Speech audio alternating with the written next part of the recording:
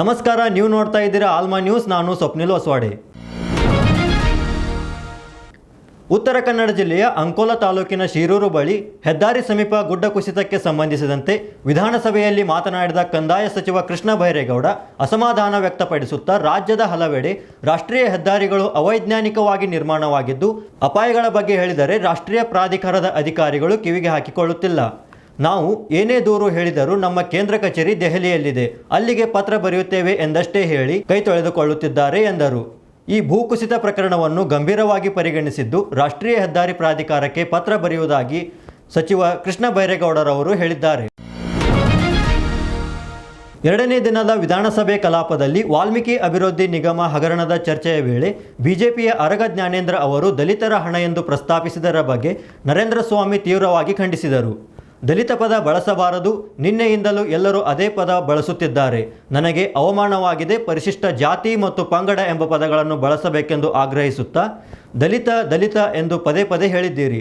ಇದರಿಂದ ನನ್ನ ಎದೆಗೆ 100 ಈಟಿಗಳಿಂದ ಚುಚ್ಚಿದಂತಾಗಿದೆ, ನನಗೆ ಅವಮಾನ, ನೋವು ಆಗಿದೆ ಎಂದು ಕಾಂಗ್ರೆಸ್ನ ನರೇಂದ್ರ ಸ್ವಾಮಿ ಏರಿದ ಧ್ವನಿಯಲ್ಲಿ ಹೇಳಿದಾಗ ಎಲ್ಲರ ಬಾಯಿ ಕಟ್ಟಿದಂತಾಗಿ ವಿಧಾನಸಭೆಯಲ್ಲಿ ಕೆಲಕಾಲ ಮೌನ ಆವರಿಸಿತು.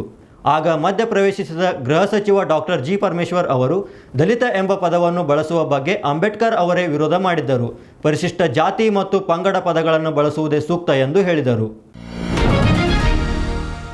ರಾಜಸ್ಥಾನದಲ್ಲಿ ಜಲ್ ಜೀವನ್ ಮಿಷನ್ ಯೋಜನೆ ಅಡಿಯಲ್ಲಿ ನಡೆದಿದೆ ಎನ್ನಲಾದ ಅಕ್ರಮ ಹಣ ವರ್ಗಾವಣೆ ಪ್ರಕರಣಕ್ಕೆ ಸಂಬಂಧಿಸಿದಂತೆ ಮಧ್ಯವರ್ತಿ ಸಂಜಯ್ ಬಂಡಾಯ್ ಎನ್ನುವವರನ್ನು ಜಾರಿ ನಿರ್ದೇಶನಾಲಯದ ಅಧಿಕಾರಿಗಳು ಬಂಧಿಸಿ ತೀವ್ರ ವಿಚಾರಣೆಗೆ ಒಳಪಡಿಸಿದ್ದಾರೆ. ಇದರೊಂದಿಗೆ ರಾಜಸ್ಥಾನದ ಜಲ್ ಜೀವನ್ ಮಿಷನ್ ಅಕ್ರಮಕ್ಕೆ ಸಂಬಂಧಿಸಿದಂತೆ ಬಂಧಿತರ ಸಂಖ್ಯೆ 4ಕ್ಕೆ ಏರಿಕೆಯಾಗಿದ್ದು, ಈ ಹಿಂದೆ ಪ್ರಕರಣಕ್ಕೆ ಸಂಬಂಧಿಸಿದಂತೆ ಶ್ರೀ ಗಣಪತಿ ಟ್ಯೂಬ್ವೆಲ್ ಕಂಪನಿಯ ಮಾಲೀಕ ಮಹೇಶ್ ಮಿತ್ತಲ್, ಶ್ರೀ ಶ್ಯಾಮ್ ಟ್ಯೂಬ್ವೆಲ್ ಕಂಪನಿಯ ಮಾಲೀಕ ಪದಮ್ಚಂದ್ ಜೈನ್ ಮತ್ತು ಪಿಯೂಷ್ ಜೈನ್ ಎಂಬುವರನ್ನು ಬಂಧಿಸಿತ್ತು.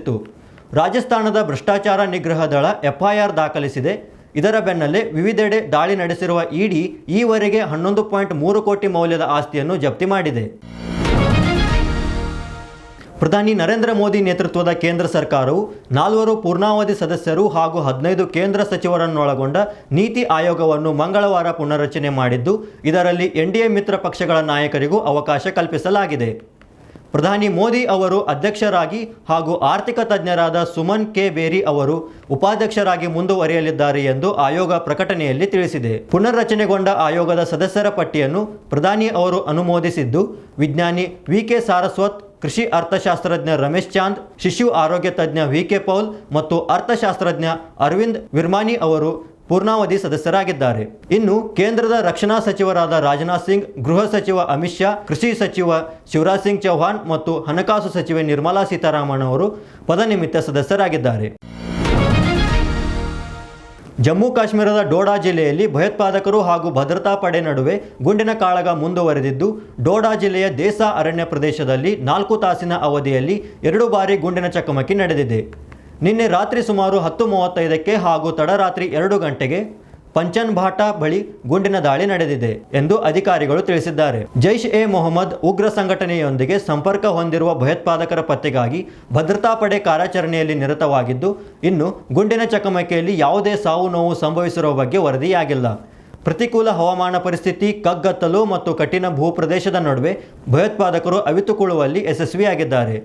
ಭಯೋತ್ಪಾದಕರನ್ನು ಮಟ್ಟ ಹಾಕಲು ಪ್ಯಾರಾ ಕಮಾಂಡೋಗಳು, ಡ್ರೋನ್ ಮತ್ತು ಹೆಲಿಕಾಪ್ಟರ್ಗಳ ವೈಮಾನಿಕ ಬೆಂಬಲದೊಂದಿಗೆ ಶೋಧ ಕಾರ್ಯಾಚರಣೆಯನ್ನು ತೀವ್ರಗೊಳಿಸಲಾಗಿದೆ ಎಂದು ರಕ್ಷಣಾ ವಲಯದ ಅಧಿಕಾರಿಗಳು ಸ್ಪಷ್ಟಪಡಿಸಿದ್ದಾರೆ. ಇದಿಷ್ಟು ಈ ಹೊತ್ತಿನ ಸುದ್ದಿಯಾಗಿತ್ತು. ಇನ್ನಷ್ಟು ಸುದ್ದಿಗಳಿಗಾಗಿ ನೋಡ್ತಾ ಇರಿ ಆಲ್ಮಾ ನ್ಯೂಸ್ 24.